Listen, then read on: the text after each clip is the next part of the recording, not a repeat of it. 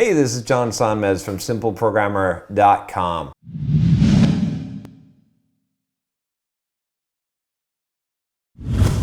So I got a question here that is fairly anonymous. So I'm not even going to say a first name here just to be on the safe side. But this is a really good question.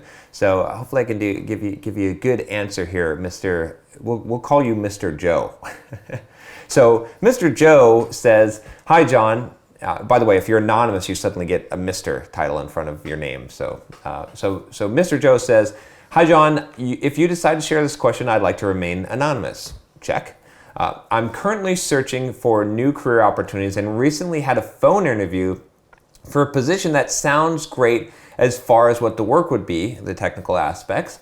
The interview was conducted by the technical lead of the team. Near the end of the interview, I asked several questions, including, what is your favorite part of working here? Is this a new position, or if I'm replacing someone that happened, and what happened to them, as he said. How long have most of the team members been with the company?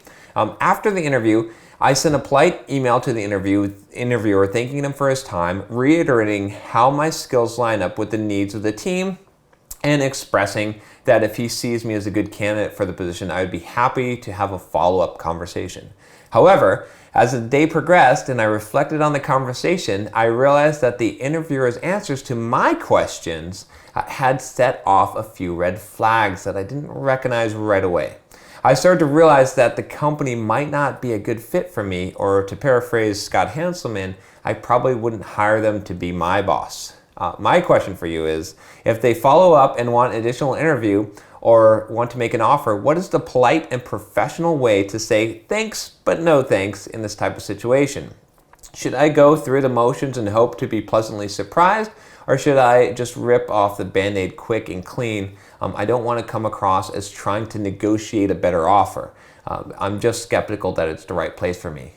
On one note that might make my situation different than other readers is that I'm currently employed and have a stable career, which makes walking away from some opportunities much easier. So, Mr. Joe, almost slipped your real name there. Then we'd have to edit that out. But this is a situation that I think I've got a fairly easy answer for you here. I mean, okay, you don't want to burn bridges, but you can really get out of the situation easily without burning bridges. I mean, the only way you're really going to burn a bridge here is if you tell them to F off.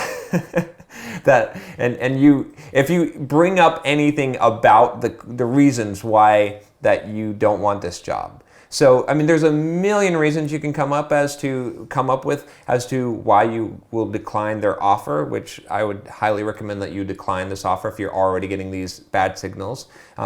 So don't worry about it, right? The thing is, so I'll give you some advice on what not to do, because that's easier. There's actually a smaller amount of what not to do. Do not address anything about those questions that you asked at the end of the interview and why that made you feel like this might not be the place for you. Do not say anything about you not feeling like this might not be the place for you.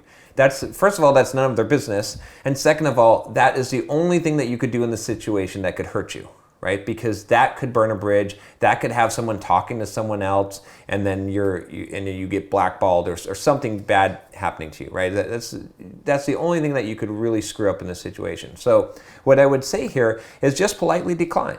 Just say, if they send you an offer and they say, hey, we want to offer you this position, just say, thanks for your offer. It's a very generous offer. It seems like you have a great company and great team there, but I have to decline. And that's all you have to say. That's the beauty of this, right? Is that you don't owe them anything. You don't owe them any other explanation. In fact, if you applied for a company, right, and they wanted to reject you, they wouldn't say, oh, you did such a good job on the interview, but there's this one little question that we didn't feel like you're quite right, and they wouldn't try to explain themselves, and they would just say, we have decided to go with another candidate. You could either say, I decided to go with another opportunity. That's a fine answer, right? You don't owe them any explanation.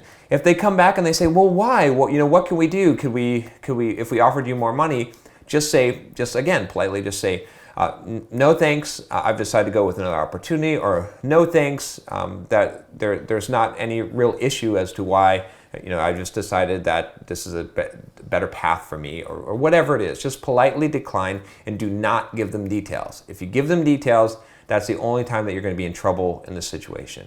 And even then, I mean, the chances of it hurting you later is very small. Just here's the thing. This is where you're at right now, I would assume, is that you're afraid of letting them down, of being a jerk, or whatever it is.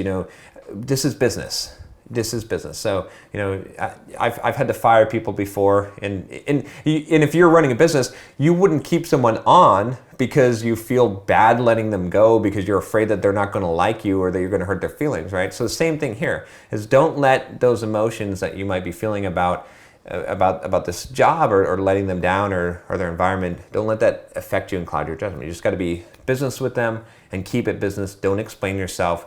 Just say no. That's it. And look for a better opportunity. Well, hopefully this helps you. Let me know how it works out. Send me an email to follow up. I'm curious to see what happened. I'm guessing by the time that but I've gotten around to answering your email by video, that you've already figured this out. But I sent you a short answer, hopefully. So let me know how it works out. And if you've got some other advice, leave a comment below.